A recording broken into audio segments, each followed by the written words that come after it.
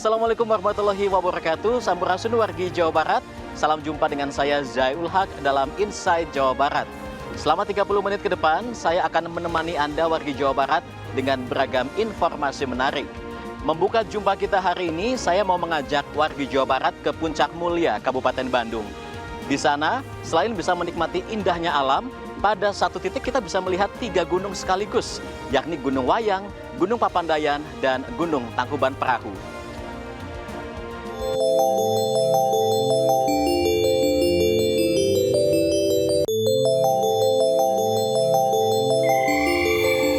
Terletak di Puncak Mulia, Kabupaten Bandung, ketinggian bukit di sini mencapai 1.657 meter di atas permukaan laut.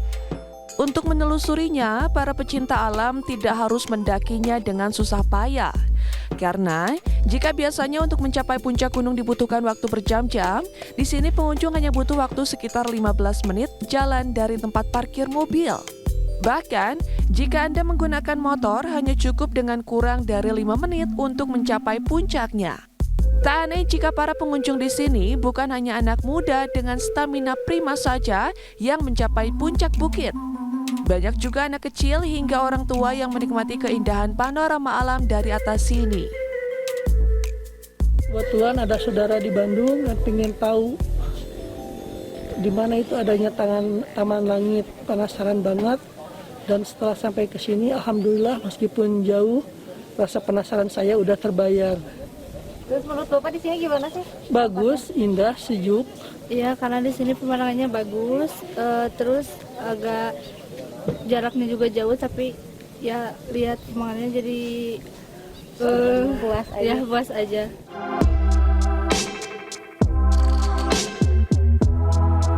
Selain berkemah, para pemburu fotografi pun dimanjakan dengan panorama alam yang indah. Hamparan kebun teh, perbukitan, hingga pegunungan yang membentang begitu memanjakan mata maupun lensa. 2 spot foto bisa digunakan untuk mengabadikan momen matahari terbit maupun terbenam.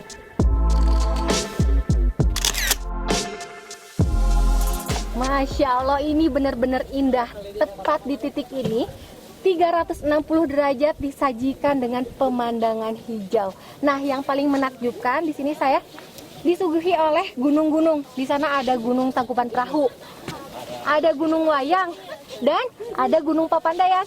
Juga di sini kita bisa lihat Situ Cileunca. Selain itu, bonusnya bisa menghirup udara segar dan bersih.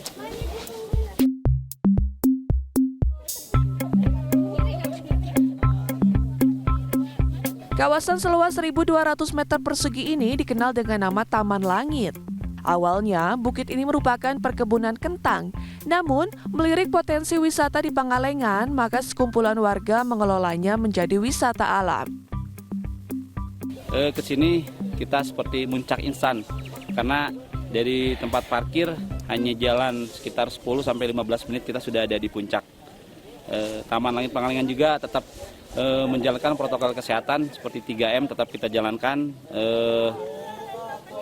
Buat yang penatnya di kota bisa nikmati Taman Langit Pangalengan. Jika Anda ingin berkemah, tarifnya Rp25.000 dengan membawa tenda sendiri. Dan jika hanya ingin berkunjung untuk berfoto, siapkan uang Rp10.000 saja. Dian Permatasari, Kabupaten Bandung.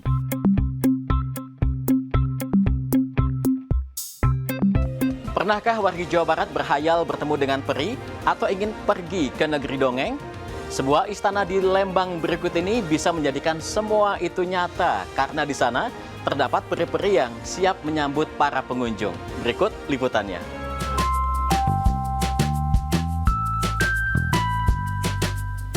Sebelum memasuki kawasan istana di Jalan Maribaya Cibodas Lembang ini, protokol kesehatan tetap dijalankan. Saat memasuki istana, di pintu gerbang, cerita ajaib tentang peri-peri mulai terwujud. Ya, ada sejumlah peri yang menyambut kedatangan para tamu istana. Mulai dari peri seni, peri buku, peri bunga, hingga peri hutan. Tak hanya sekedar menyambut, para peri juga mengajak pengunjung beraktivitas.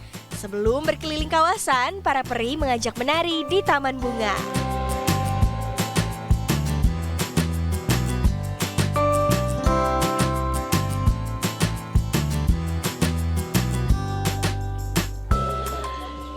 sini saya benar-benar merasakan di negeri dongeng yang sesungguhnya karena para peri-peri bertebaran di mana-mana dan saya ngerasa flashback ketika anak kecil berhayal dan bermimpi ingin ke negeri dongeng akhirnya terwujud di sini.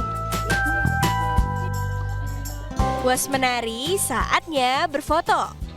Selain di Taman Bunga, menambah koleksi foto juga bisa dilakukan di Gypsy Village. Setiap tema yang dijadikan latar berfoto memiliki cerita tentang kehidupan peri di sini.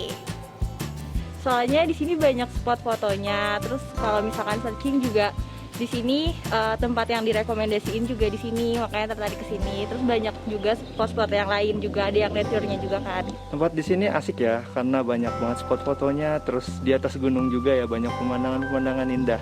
Terutama tadi saya ngerasain ketika perjalanan ke sini, ya cukup untuk melemaskan otak lah ya. Bagi pengunjung anak, sejumlah aktivitas bisa menambah pengalaman si buah hati. Seperti memberi makan kelinci ditemani peri, hingga perjalanan menuju perpustakaan menggunakan kereta api. Di perpustakaan, peri buku membacakan sebuah buku, sementara para pengunjung menonton sebuah kisah anak manusia yang bertemu dengan bangsa peri dan menaklukkan Guriang, si monster pohon.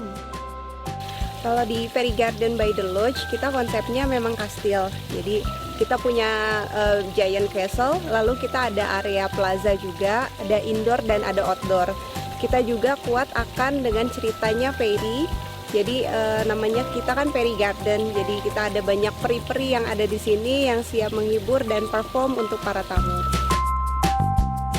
Puas mewujudkan impian di negeri dongeng, beragam menu pilihan sangat ampuh mengisi perut kosong. Untuk memasuki kawasan wisata ini, tiketnya dibanderol seharga Rp25.000.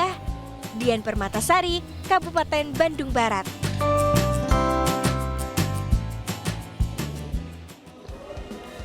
Bagi warga Jawa Barat yang hobi memanah, info yang akan hadir usai jeda menarik untuk disimak.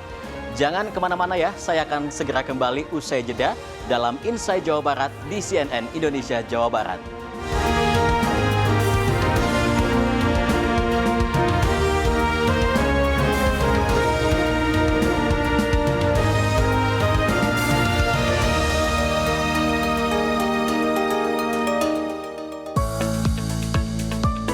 Memiliki tanggung jawab moral dan paham akan kode etik sebagai landasan untuk bekerja bagi kami para jurnalis, apalagi di era penyebaran hoax yang kini semakin masif.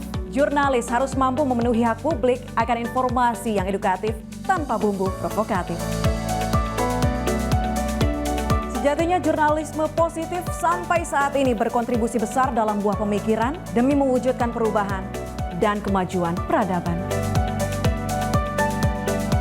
Ya, karya yang berdampak, citra berkualitas pun akan tampak. Saya Prasidya Puspa untuk CNN Indonesia.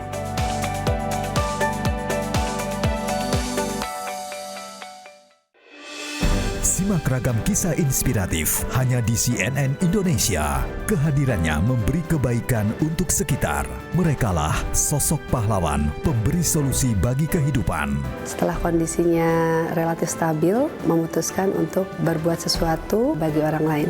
Jadi apapun yang bisa saya lakukan hari ini, saya lakukan hari ini. Saksikan CNN Indonesia Heroes setiap Minggu jam 12:30 siang di CNN Indonesia. Virus COVID-19 semakin mengancam. Saatnya kita lawan dengan 6M. Memakai masker setiap saat. Menjaga jarak minimal 2 meter. Mencuci tangan hingga bersih. Membatasi mobilitas.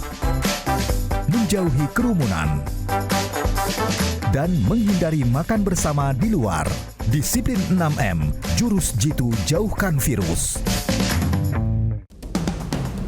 Ikuti perbincangan menarik bersama narasumber pilihan hanya di CNN Indonesia. Mereka hadir untuk membahas topik menarik dari berbagai perspektif. Karena mereka itu lain dari yang lain, hampir semuanya itu dibully. Pembulian itu tinggi terhadap anak-anak ini. Temukan fakta mendalam hanya di Insight with Desi Anwar, Sabtu dan Minggu jam 6:30 malam di CNN Indonesia.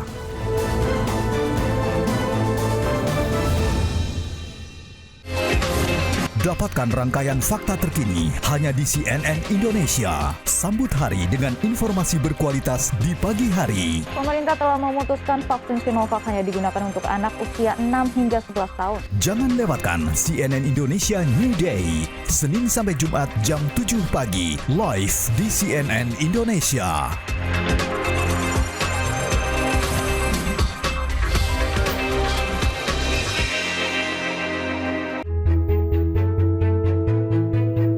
Keberanian seorang jurnalis mengungkapkan fakta dan data akan memberikan wawasan kepada masyarakat.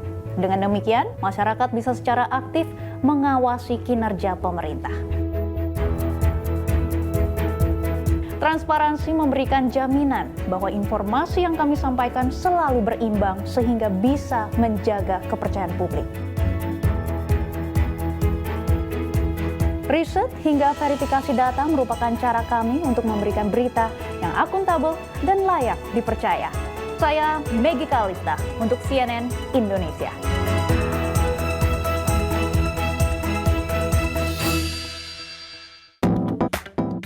Ikuti perkembangan dunia teknologi terbaru bersama CNN Indonesia. Di Jepang ada sensasi baru dalam menikmati hangatnya sauna. Di prefektur Hyogo ada fasilitas sauna, namun dilakukan di dalam bus. Kami hadirkan deretan informasi teknologi terkini. Jangan lewatkan CNN Indonesia Tech News. Sabtu dan Minggu jam 10:30 pagi di CNN Indonesia.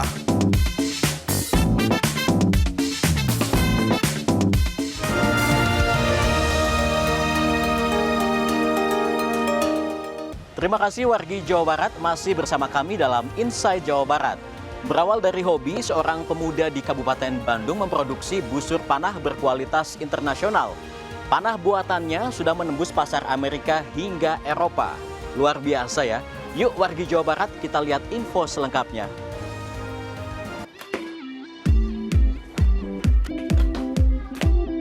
Panahan merupakan jenis olahraga dengan menembakkan anak panah menuju papan sasaran. Namun, kehadirannya belakangan ini menjadi tren dan diminati sebagai hobi. Di tangan Yazid, pemuda 22 tahun ini menyulap hobinya menjadi ladang penghasilan. Dibantu 7 perajinnya, ia mulai memproduksi peralatan memanah sejak SMA. Mulai dari busur hingga anak panahnya diproduksi di Pangalengan, Kabupaten Bandung.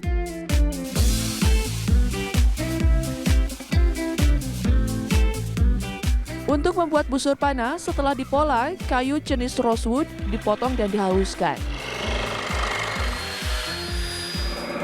Fiberglass yang sudah dibentuk, lalu dilapisi kayu dan ditempel. Proses selanjutnya masuk ke pengecatan dan perakitan tali busur panah. Tali yang digunakan menggunakan Dacron standar panahan dunia. Kini, produk buatannya sudah menembus pasar internasional, mulai dari Malaysia, Singapura, Qatar, Amerika, hingga Eropa. Awal mula dari produksi YZDR seri ini dari hobi. Kesulitannya sekarang sudah semakin banyak ya yang bikin panahan, jadi kami terus berinovasi. Lalu penjualan alhamdulillah sekarang sudah ke seluruh Indonesia dan juga ekspor ke beberapa negara seperti Singapura, Malaysia, Eropa, dan juga Amerika.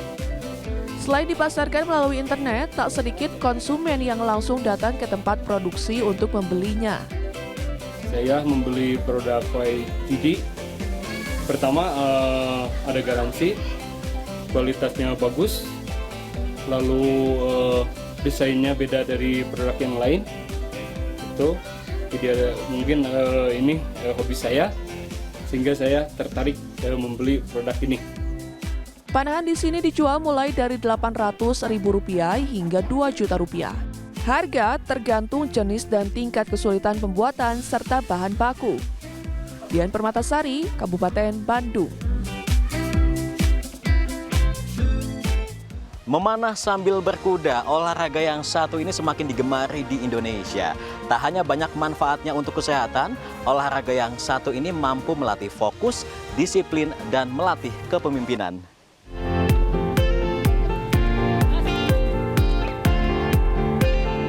Inilah aksi berkuda sembari memanah dengan cepat, mengendalikan kuda dengan menelusuri jalan, melewati rintangan, dan memacunya dengan kecepatan.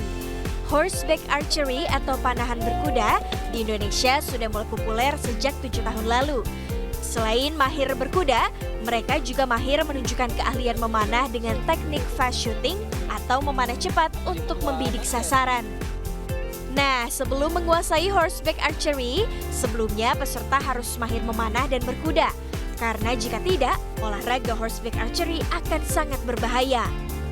Untuk masalah keselamatan, sebelum diterjunkan langsung dalam aksi panahan berkuda, semua peserta dilatih terlebih dahulu untuk menunggangi kuda dengan mahir. Kuda di sini diibaratkan sebagai kaki sang pemanah. Ada sejumlah teknik yang harus dikuasai sebelum melakukan horseback archery. Pertama, teknik dasar berkuda yaitu center, menunggang kuda yang berlari cepat. 2 point yaitu teknik berdiri pada 2 titik.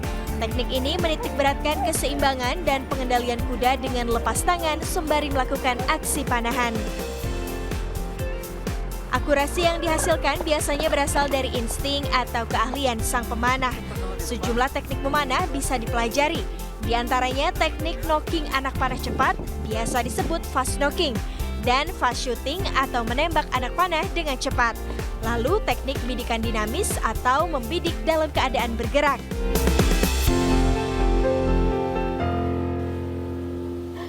Nah, saya mau pamer dulu nih. Ini anak panah yang kesasaran ini tuh hasil saya. Itu nggak tahu faktor keberuntungan atau memang saya jago. Nah, ternyata untuk mengendalikan kuda sambil memanah itu tidak mudah karena kita tuh harus latihan dulu. Berkudanya selama 6 bulan, lalu memanahnya selama 6 bulan. Setelah kita memiliki basicnya untuk latihan berkuda sambil memanah, itu membutuhkan waktu 3 bulan untuk bisa lancar berkuda sambil memanah. Gitu. Kita lanjut lagi ya.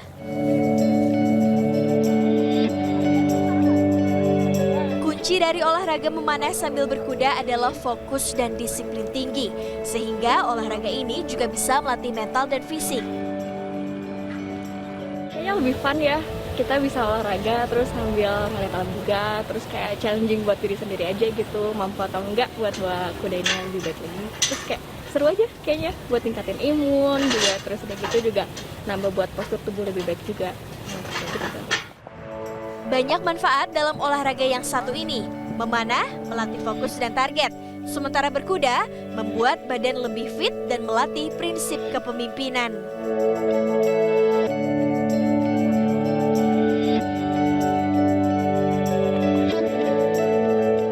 Masyarakat warga Bandung dan sekitarnya yang pengen berkuda tapi dengan biaya yang lebih murah gitu. Karena seperti yang kita ketahui kan lazimnya berkuda itu termasuk olahraga yang mahal gitu. Minimal sekitar 400.000 ke atas per sekali latihan. Nah, di sini di Al-Fatih Stable diharapkan itu bisa menjadi tempat latihan yang dimana dengan budget minim pun kita masih tetap bisa berlatih gitu.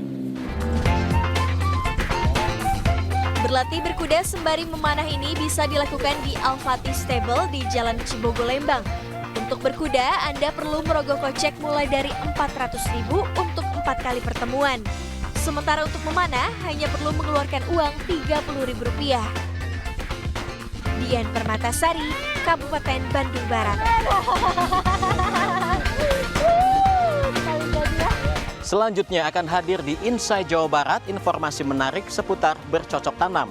Tapi sesaat lagi ya wargi Jawa Barat, tetaplah di CNN Indonesia Jawa Barat.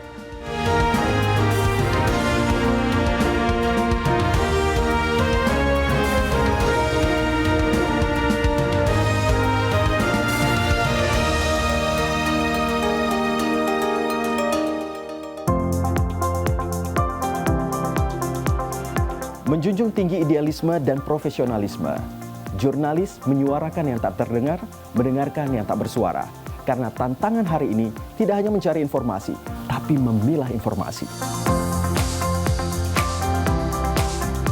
Jurnalisme yang bervisi positif, yang menghadirkan liputan-liputan yang tidak hanya kredibel, tapi juga berwawasan, mendamaikan, dan juga menumbuhkan harapan. Karya yang berkualitas akan menarik popularitas. Saya Iqbal Kurniadi untuk CNN Indonesia.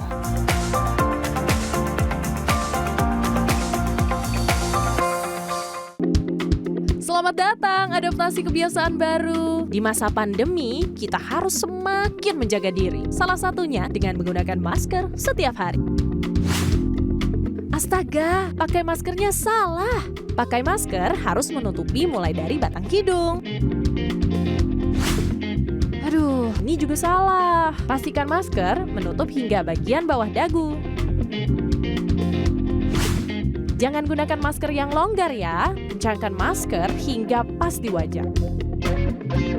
Ya ampun, ini apa lagi? Gunakan masker sesuai fungsinya ya. Nah, ini baru benar. Penggunaan masker yang tepat akan melindungi kita dari paparan virus berbahaya. Jangan lupa ganti masker kain Anda setiap 4 jam. Gunakan masker dengan benar untuk cegah penyebaran.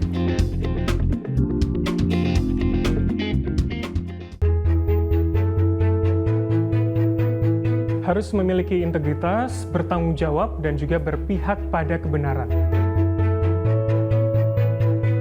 Ya, saya setuju demi menyampaikan informasi yang lengkap dari semua sisi, sehingga tidak ada sisi yang tidak tersampaikan, sehingga dapat memberikan gambaran yang utuh suatu persoalan kepada publik. Akurasi bisa didapatkan dari riset, cek data, dan tentunya verifikasi kepada narasumber yang tepat dan juga memiliki kapabilitas. Saya Bram Herlambang untuk CNN Indonesia.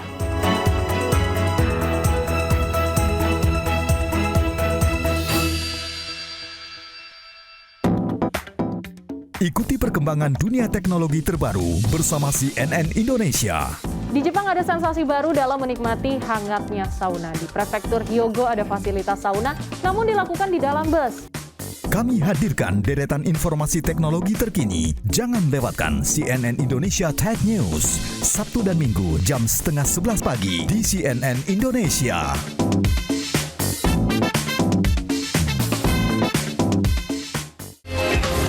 Dapatkan rangkaian fakta terkini hanya di CNN Indonesia. Sambut hari dengan informasi berkualitas di pagi hari. Pemerintah telah memutuskan vaksin Sinovac hanya digunakan untuk anak usia 6 hingga 11 tahun. Jangan lewatkan CNN Indonesia New Day. Senin sampai Jumat jam 7 pagi. Live di CNN Indonesia.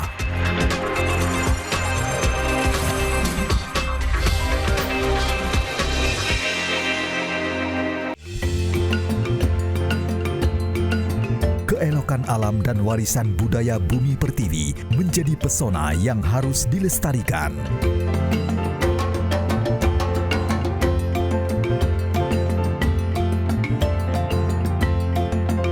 Temukan berjuta keindahan Nusantara bersama Inside Indonesia setiap Sabtu jam 12:30 siang di CNN Indonesia.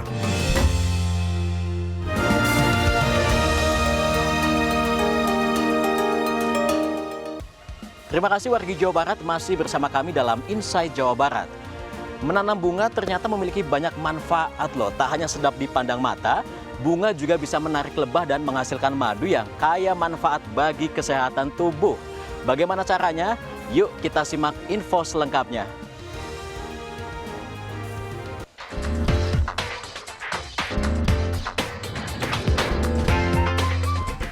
Aneka rupa bunga dengan jenis dan warna ini tentunya memberi keindahan tersendiri saat ditempatkan di sekitar rumah.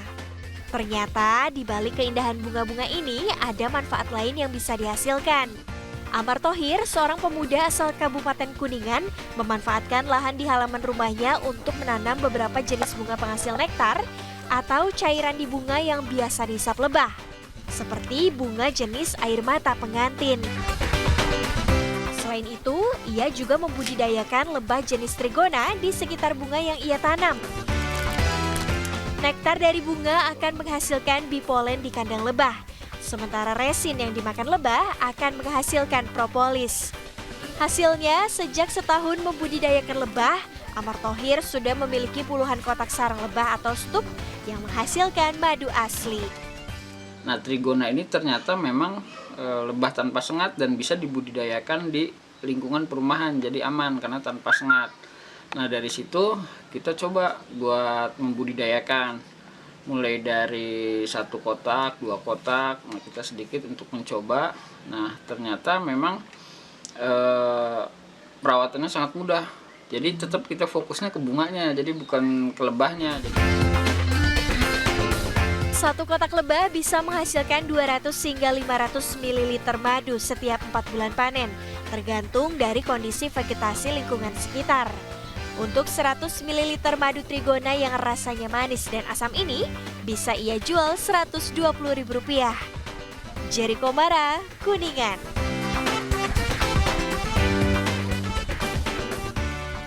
Masih soal bercocok tanam, warga di Sumedang menggunakan polybag untuk menanam sayuran di atas aliran irigasi. Selain itu, warga juga memanfaatkan aliran irigasi untuk budidaya ikan. Berikut liputannya. Inilah irigasi yang ada di halaman rumah warga Dusun Pangaroan, Desa Cipanas, Kecamatan Tanjung Kerta, Sumedang.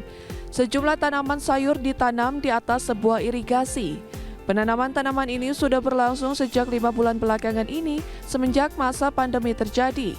Berbagai sayuran ditanam seperti halnya brokoli, cabai, terong, dan berbagai tanaman sayuran lain. Salah seorang warga mengungkapkan dengan adanya tanaman sayur yang ada di halaman membuat warga tidak kesulitan mencari sayuran. Apalagi di masa pandemi seperti saat ini. Tidak hanya sayuran, warga juga memanfaatkan aliran irigasi untuk budidaya ikan. Ini membantu nggak Bu di tanaman ini Bu? Bisa ngebantu apa, nggak beli gitu bahan Nggak harus daun, beli ya bahan-bahannya Bu ya? tomat gitu dah. Bisa. Selain tanaman apa aja Bu? Udah aja. Ada ikan gitu? Oh ikan mah di emak ada. Ada ya? Ya. Ketua Karang Taruna setempat mengungkapkan di masa pandemi mereka memanfaatkan irigasi untuk menanam sayuran di atasnya. Sehingga dengan adanya sayuran ini dapat menjaga ketahanan pangan warga sekitar. Di masa pandemi ini sangatlah membantu, soalnya masyarakat sangat dibutuhkan karena dari hasil penanaman di atas sorokan ini, dampak hal positifnya adalah salah satunya adalah bisa memenuhi kesenjangan, bisa memenuhi ketahanan pangan untuk masyarakat sekitar. Kedepannya, kegiatan positif seperti ini akan terus dilakukan karena selain dapat meningkatkan ketahanan pangan warga, juga mempercantik lingkungan permukiman. Yanuar Aditya, Sumedang.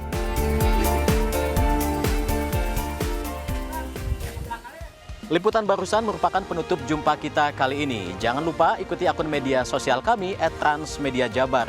Saya Zai Ul Haq pamit. Wassalamualaikum warahmatullahi wabarakatuh. Sampai jumpa.